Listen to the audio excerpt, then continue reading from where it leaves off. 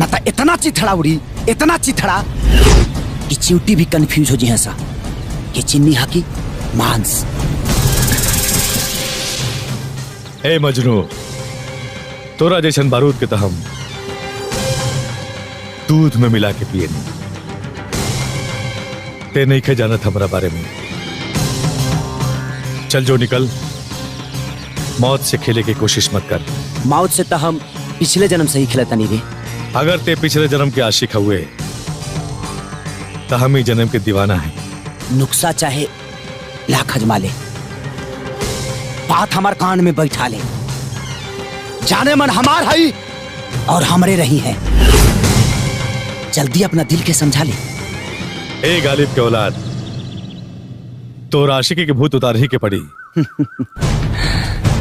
हमार भूत भगवान ना उतार पहिले तो तोर का औकात बा। लागता तोरा के आज आपन औकात दिखावे ही के पड़ी।